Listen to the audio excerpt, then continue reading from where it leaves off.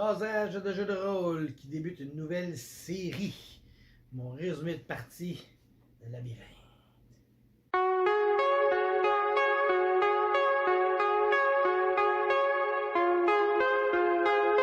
Tu vas me dire quelle version ta mère m'a donné à lire?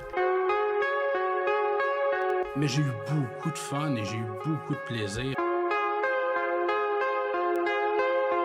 Prochaine sortie, la sortie. C'est une nouvelle performance. Et je le vois comme presque comme un jeu. Je trouve ça le fun. Jim Henson's Labyrinth, le RPG que ça fait longtemps que j'avais hâte de jouer. Le film, bon, premièrement, le film, ça l'a bercé mon enfance. J'ai adoré ce film-là. Puis je me souviens quand je l'avais montré à ma plus grande fille, elle avait écouté genre 9 fois dans la même fin de semaine. Fait que je l'avais écouté à peu près aussi souvent qu'elle, parce que tu sais, j'étais dans la même pièce souvent, tu sais. C'est un très bon film si vous ne l'avez jamais vu. Procurez-vous-le au Walmart. 5$ au Walmart, je l'ai trouvé là dans le bac. Il y a tout le temps un bac de films tout croche, là. Il était dedans. Il y a même Dark Crystal avec, tu sais. Fait que je vous suggère d'aller le chercher si ça vous intéresse. Le film est très bon. Les effets spéciaux, ils ont quand même semi bien vieilli. Mais bon, là, on n'est pas ici pour parler du film, on est ici pour parler du jeu. Le jeu commence, il fallait créer nos personnages. Création de personnages, on s'assied autour de la table. Ça a pris peut-être quoi? Une heure créer les personnages, c'est discuter, puis avec il y avait des idées, donc il n'y avait pas d'idées. Fait que, puis là, en fait, bon, là, la joke un peu, c'est que moi j'avais dit à mes joueurs, on va tourner un film labyrinthe québécois. Donc, le Goblin King est une Goblin Queen et c'est Marimé. J'ai choisi Marimé avec ses cheveux noirs, tu sais, ça fait rocker, ça fait, tu sais, comme David Bowie des années 80, tu sais, c'est... Fait que ça va être elle, la Goblin Queen. Donc, le premier personnage que je veux vous présenter, Aspinvit. C'est une chenille, c'est un worm, là. Bon, c'est vert, mais en tout cas, c'est un worms dans le film. Bon, là, j'ai pas la vraie photo du worms qu'il incarne. Là, il est plus dans les teintes de bleu, mais lui, c'est plus dans les teintes de vert, tu sais, OK? Puis, c'est ça. Fait que là, tu choisis un peu en quoi ton bonhomme, il est bon, il est pas bon. C'est un peu comme ça que ça marche. Lui, sa chenille, quand tu crées une chenille, de base, t'es very, very, very small. T'as wall climbing, tu peux monter sur les murs. Et il s'est rajouté le trait charmant. Il est charmant avec ses gros petits yeux. Son défaut, c'est qu'il fait de la narcolepsie, donc il peut s'endormir à tout moment. Puis, ouais, ça a fait sa job, ça. L'autre personnage que je vous présente, c'est Antoine Bertrand. Ouais, il joue carrément Antoine Bertrand. Il joue pas un rôle, il joue Antoine Bertrand. Il est rassurant et il est attentif.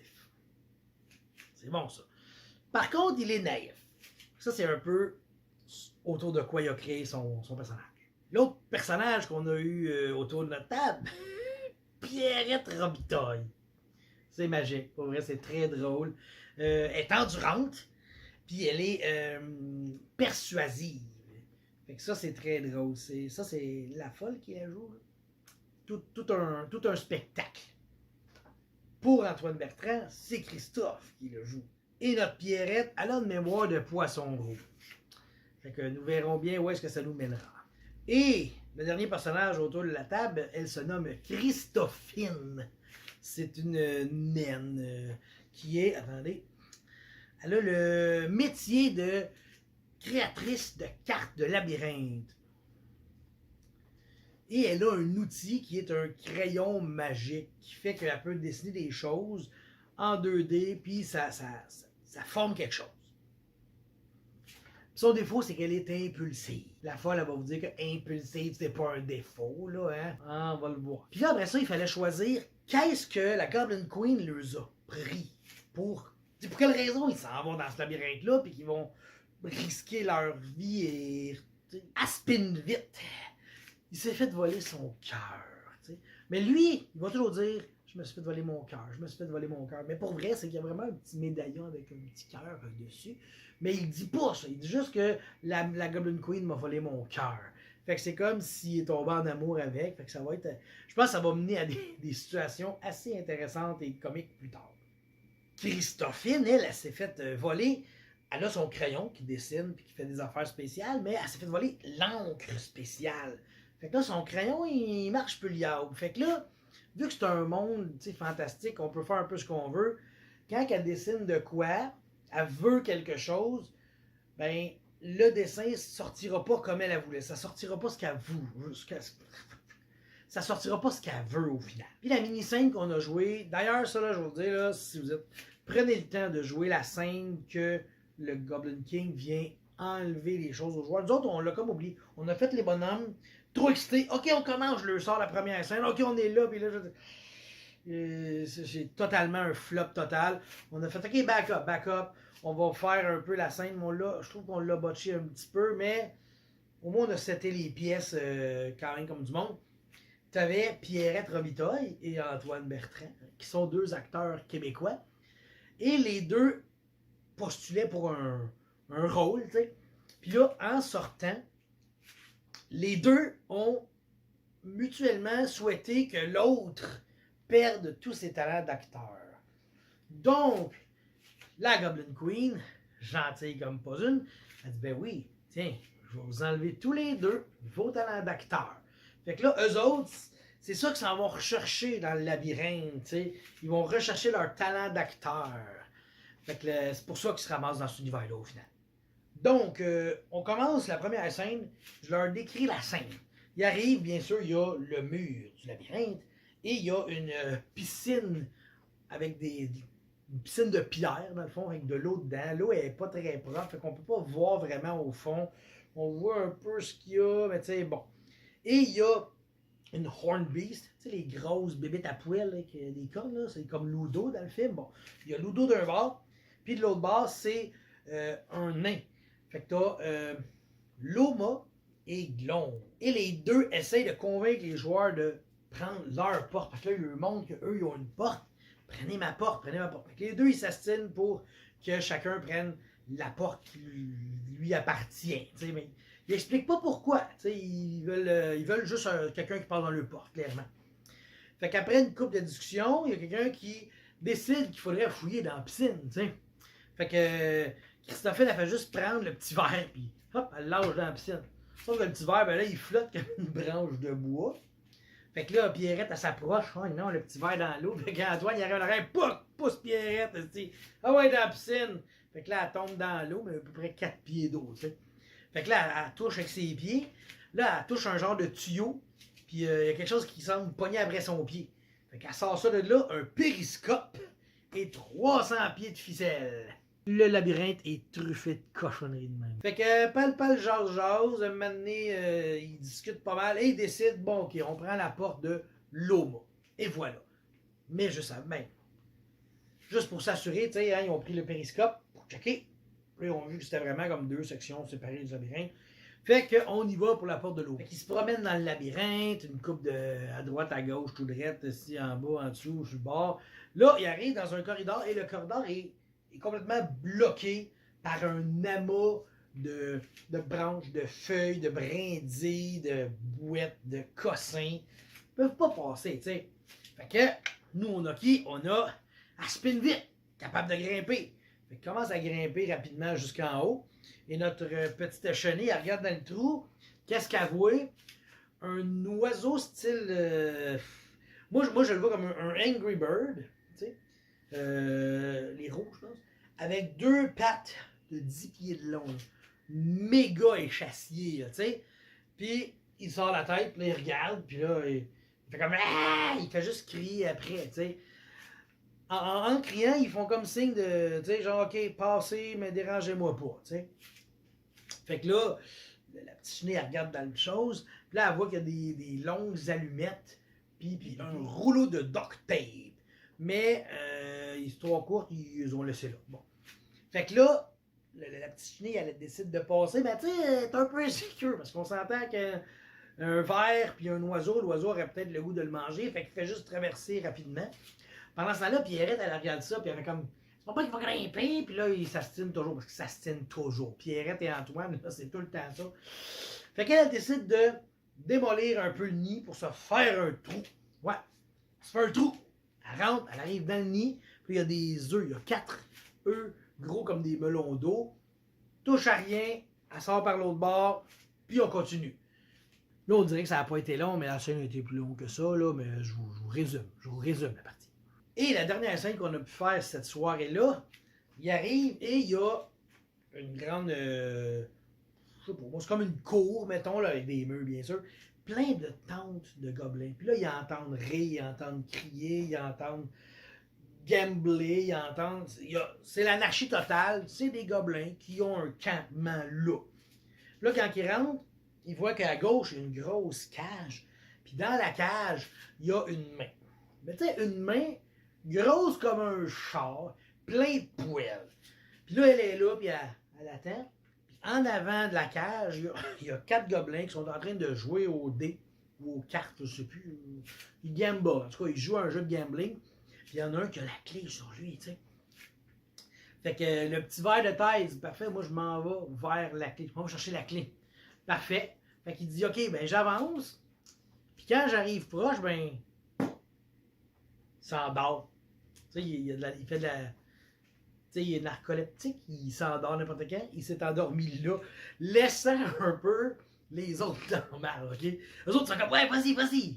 Ah non. Qu'est-ce qu'on fait? Fait que là, il décide d'y aller. Puis c'est Pierrette qui avance avec 300 pieds de ficelle, tu sais. Puis elle dit, hey, la Goblin Queen, elle m'annonce qu'elle a un préféré dans votre camp.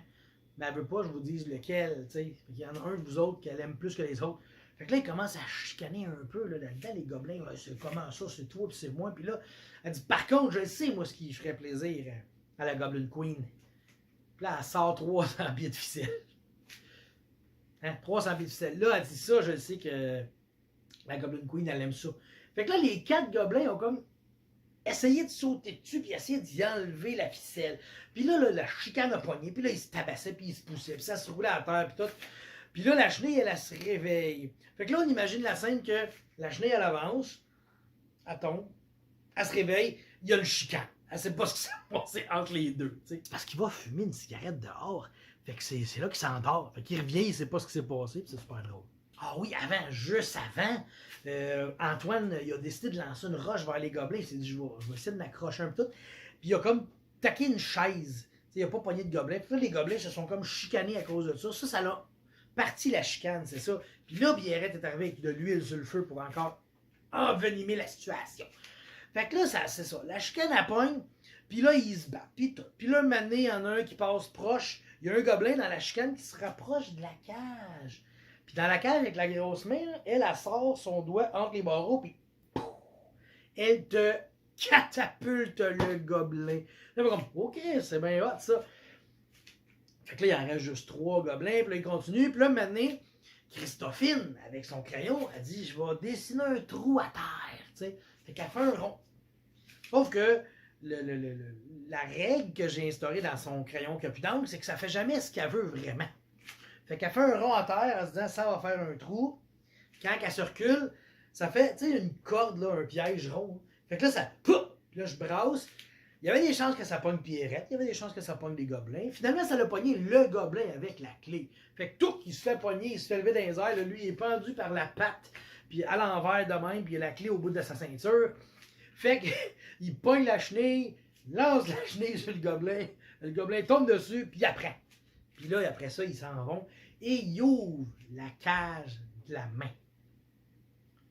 La main, elle les aime pas, les gobelins. Fait qu'elle est sortie de là et elle s'est mise à pichenoter les gobelins. Ça revolait partout, tout bord, tout côté, par-dessus les murs, dans les murs. Les gobelins étaient tous knock-out à terre. Il en restait 2. Parce que quand tu traverses le courtyard avec tous les gobelins, il y avait un genre de mur avec des pics, pour faire peur. Des pics, c'est un peu n'importe quoi. Là. En arrière de tout ça, il y avait un gobelin qui était comme paresseux, évaché, il faisait pas grand-chose. Puis l'autre, c'était pas vraiment un gobelin. C'était 2 marionnettes comme ça. Puis là, il disait comme... Hey, on peut pas laisser passer le monde. Non, on n'a pas le droit de laisser passer les gens derrière le mur. Puis là, il parlait comme ça, tu sais. Fait que quand les joueurs sont arrivés proches du mur, ils ont comme parlé avec les marionnettes, tu sais. Puis là, ben, c'est ça. Un moment donné, la discussion est allée vers... Hey, vous êtes pas des marionnettes, il y a un gobelin en dessous de ça. Fuck, on a été démasqués! Fait que le gobelin s'est sauvé avec ses marionnettes. Fait qu'au final, il y aurait juste le gros gobelin paresseux à côté, sur le bord. Pis là, il voit les. Là, il a vu ça. Là. Il a vu les gobelins voler partout. L'autre qui a eu peur, qui s'est fait découvrir que c'était pas vraiment des marionnettes, mais que c'était un gobelin qui tenait les marionnettes. Puis lui, ben, dans la table de rencontre, ce que ça dit, c'est que il est facile à soudoyer. Tu sais. Sauf, faut pas que personne d'autre le voie. Il était seul! Mais ils l'ont pas soudoyé fort. Ils ont dit, check, tu me laisses passer, puis on va laisser la main pas te fesser. T'sais. Fait que, il a fait, c'est beau, j'ai rien vu, allez-y. Fait que là, Pierrette, qui a décidé que la main s'appelait Wushy, elle a dit merci Wushy, elle flatte Wushy, puis blablabla. Fait que Wushy, elle fait comme, ok. Puis elle s'en va, elle passe par-dessus le mur, puis elle s'en va, puis on la retrouvera sûrement un jour, tu sais. Puis là, après ça, ils sont arrivés dans une autre scène. Ils avançaient, puis là, je lui ai dit, là, vous voyez devant vous, c'est une grande tour. Fin de partie. Oui, la partie s'est terminée comme ça. On a fait ça sur 3 scènes, on allait faire la 4e. On a commencé un peu tard, parce qu'on a fait les personnages. Puis aussi, on a eu beaucoup de discussions, puis je trouve que c'est ça. Ce jeu-là, là, il y a du roleplay en masse. J'aime vraiment ça. Il n'y a presque pas eu de jet de dés. Ça a été fantastique. Le monde utilise leur comment ça s'appelle? Leur trait, tu sais, être endurante, être persévérante, être naïf, tu sais. Le monde, il joue avec ça, comment dire, naturellement. Tu sais, j'ai pas à lui dire, hey, oublie pas, t'es naïf. Non, c'est super le fun, ça va bien. On rit, c'est vraiment un jeu de rôle qu'on a du plaisir, tu sais. Puis c'est très, très, très narratif. Là, on a fait comme 4 scènes. Mettons qu'on parle, là, il y a 100 pages dans le livre. Puis, à peu près, mettons qu'on va arrondir ça à 1h30, on a fait 3 pages, tu sais. Mais on est rendu à la page 11. Fait que, tu sais, on a quand même 10% du jeu de fait, tu sais. Fait que ça peut aller assez vite, ce jeu-là. Puis, c'est ce qui m'inspire, tu sais. Ça sera pas un one-shot d'une soirée, mais 3-4 shots, on va le finir, mais on va avoir du fun parce que c'est tout le temps drôle, c'est super le fun. Les joueurs aussi ils incarnent leur personnage super bien. On y croit dans cet humour-là. Je suis choyé sur le jeu et sur la table. J'aime les joueurs, j'aime le jeu, j'aime le système. C'est fantastique pour vrai. Fait que c'était ça la fin de notre première session. Dans 2 semaines, on a la 2e session. Puis là, celle-là va être plus intense parce que là, on va vraiment jouer du début à la fin. Il n'y aura pas de création de personnages. Tout. Fait que je vous dis au revoir et à très bientôt. Bye.